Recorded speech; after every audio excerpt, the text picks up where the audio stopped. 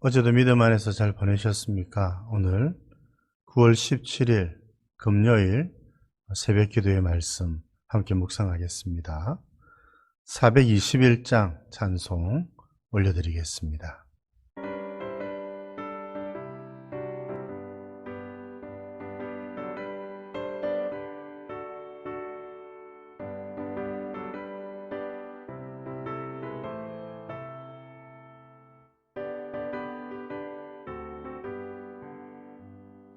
내가 예수 믿고서 죄사함 받아 나의 모든 것 다 변했네. 지금 내가 가는 길 천국길이요 주의 피로 내 죄가 씻겼네. 나의 모든 것 변하고 그 피로 구속받았네. 하나님은 나의 구원 되시오니 내게 정죄함 없겠네. 주님 맑은 빛 되사 어둠에 지니 나의 모든 것 다 변했네. 지금 내가 주 앞에 온전케 됨은 주의 공로를 의지함일세. 나의 모든 것 변하고 그 피로 구속받았네. 하나님은 나의 구원 되시오니 내게 정죄함 없겠네.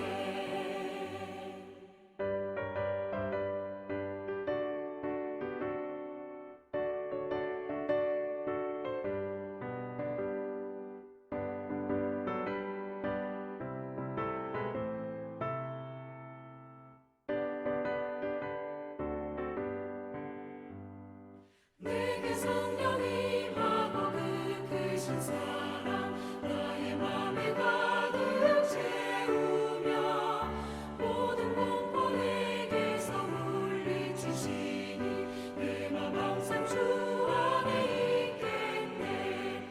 나의 모든 것 변하고 그 피로 구속받았네. 하나님은 나의 구원 되시오니 내게 정죄함 없겠네. 오늘 말씀은 로마서 8장 12절에서 17절입니다. 로마서 8장 12절에서 17절 함께 봉독하겠습니다. 그러므로 형제들아 우리가 빚진 자로 돼 육신에게 져서 육신대로 살 것이 아니니라. 너희가 육신대로 살면 반드시 죽을 것이로되 영으로서 몸의 행실을 죽이면 살리니 무릇 하나님의 영으로 인도함을 받는 사람은 곧 하나님의 아들이라. 너희는 다시 무서워하는 종의 영을 받지 아니하고 양자의 영을 받았으므로 우리가 아빠 아버지라고 부르짖느니라. 성령이 친히 우리의 영과 더불어 우리가 하나님의 자녀인 것을 증언하시나니 자녀이면 또한 상속자 곧 하나님의 상속자요 그리스도와 함께한 상속자니 우리가 그와 함께 영광을 받기 위하여 고난도 함께 받아야 할 것이니라. 바울은 너무나도 놀라운 복음의 말씀을 우리들에게 가르쳐 주었지요. 예수 그리스도 안에 있는 자들은 결코 정죄함이 없다는 사실을 가르쳐 주었습니다. 그런데 그리스도의 영이 없으면 그리스도의 사람이 아니고 또 그리스도 안에 있을 수도 없다는 점도 아울러서 이야기를 하였죠. 이제 예수님 안에 있는 사람들, 그래서 결코 정죄함이 없는 사람들, 이 사람들은 이제 그리스도의 영, 성령께서 그 안에 계시는 사람들이라, 그런 말씀이죠. 이제 이런 사람들은 어떻게 살아가는 자들인가? 오늘 말씀이 아주 구체적으로 가르쳐주고 있습니다. 12절에 형제들아 우리가 빚진 자로 돼. 빚을 졌지요. 우리 주님께서 우리를 대신해서 죽으셨습니다. 우리가 정죄받아야 되지만 하나님은 예수님에게 그 정죄를 쏟아 부으셨죠. 그래서 결국 정죄함이 없는 사람들은 빚진 사람들입니다. 이 빚진 자의 마음을 우리가 늘 가지고 있어야 되겠죠. 그래서 어떻게 살아야 되는가? 육신에게 져서 육신대로 살 것이 아니니라. 자기 마음대로 살면 안 된다는 거죠. 죄를 짓고 정욕대로 살아가는 것은 결코 정죄함이 없는 사람, 예수님 안에 있는 사람의 모습이 결코 아니라는 점을 가르쳐주고 있습니다. 그러면 어떻게 해야 하느냐? 여러분, 육신대로 살면은 반드시 죽지요? 그러나 영으로서 몸의 행실을 죽이면 살게 된다. 이제 여기에 그리스도인의 삶의 원리를 소개를 합니다. 어제도 그렇게 말씀을 드렸습니다만 그리스도의 영이 없으면 그리스도의 사람이 아니지요. 그리스도 안에 거할 수도 없습니다. 이제 우리가 육신에게 지지 않고 육신 마음대로 육신에게 져서 육신대로 살아가지 않기 위해서는 몸의 행실을 죽여야 되죠. 죄를 죽이고 정욕을 죽이고 욕심을 죽이고 그래 살아야 합니다. 어떻게 해서 그런 일들이 일어나는가? 영입니다. 성령님을 통해서 그런 일이 일어나는 것이지요. 성령께서 우리들을 인도하시고 이끌어 가시면 우리가 몸의 행실을 죽이게 되고 또 주를 위해서 거룩한 삶을 살게 된다는 것입니다. 그래서 바울은 한 번 더 이야기를 합니다. 하나님의 영으로 인도함을 받은 사람이 하나님의 아들이다. 그리스도의 영이 없으면 그리스도의 사람이 아니다. 하나님의 아들이 아니라. 어제 말씀과 동일하지요. 하나님의 영으로 인도함을 받는 사람이 하나님의 아들입니다. 하나님의 아들, 정죄함이 없는 사람들. 이 사람들은 그리스도의 영이 계시는 사람들인데 그리스도의 영이 이끄시는 대로 살아가는 사람들이 곧 하나님의 아들이라는 것입니다. 성령께서는 우리를 어떻게 어디로 인도하시는가? 15절에 있는 말씀을 보면 기도의 자리로 우리를 인도하십니다. 당연하겠죠. 영으로서 몸의 행실을 죽여야 하는데 하나님께 도움을 구하고 어린아이의 심령이 되어서 주께 기도하는 기도의 자리로 성령께서는 우리를 이끄십니다. 아빠, 아버지라고 부르짖는다.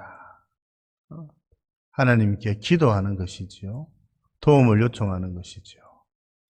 이처럼 우리가 몸의 행실을 죽이고 육신대로 살지 않고 거룩을 이루며 살아갈 수 있는 것은 영으로서 가능한 일인데 성령은 우리를 기도의 자리로 인도하시는 겁니다. 여러분, 이 성령님의 인도하심을 받아 살아가는 여러분 되기를 바랍니다. 이 성령의 인도하심을 받는 사람이 바로 하나님의 아들입니다. 둘째, 여러분, 성령님은 우리를 어디로 인도하시는가? 고난의 자리로 인도하십니다. 이게 참 역설입니다. 이제 그리스도인들은 주님과 함께 고난을 받는 자, 된 자들입니다. 예수님을 믿고 하나님의 자녀가 되면 모든 것이 잘 되고 잘 되기 위해서 하나님의 자녀가 되는 것 아닙니다. 성령께서는 우리를 인도하시고 성령의 인도하심을 받는 자가 하나님의 아들인데 오늘 17절 말씀을 보면 고난을 함께 받아야 한다. 예수님과 함께. 우리가 자녀이고 상속자이면 그렇다는 것이죠. 그리스도와 함께 상속을 받는데 그리스도께서 고난을 받으셨는데 우리도 동일하게 영광과 함께 고난을 받는다는 것이죠. 하나님의 이름으로 하나님의 이름을 위해서 하나님의 나라를 위해서 살아갈 때에 몸의 행실을 죽이면서 의로운 삶을 살아갈 때에 우리에게 고난이 따른다는 것을 가르쳐 주시는 겁니다. 성령님은 이 고난의 자리로 우리를 이끄십니다. 거룩의 자리로 이끄신다는 것이죠. 여러분이 성령님의 인도하심을 받아 살아가는 여러분들 되시기를 바랍니다.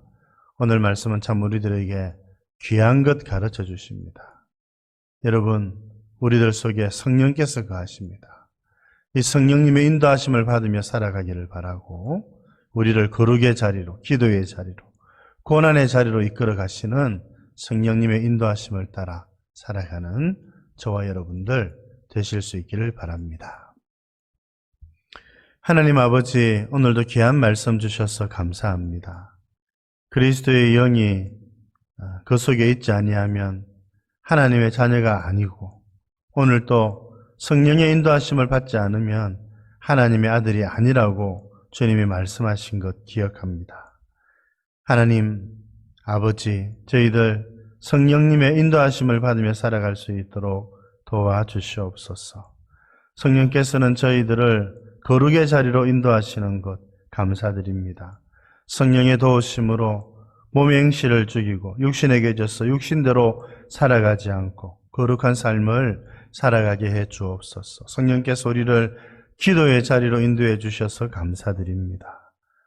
기도함으로 하나님의 도우심을 힘입고, 기도함으로 하나님께 간구하고, 기도함으로 성령님의 도우심으로 우리가 몸의 행실을 죽이고 더욱 거룩한 삶을 살아가게 해 주옵소서.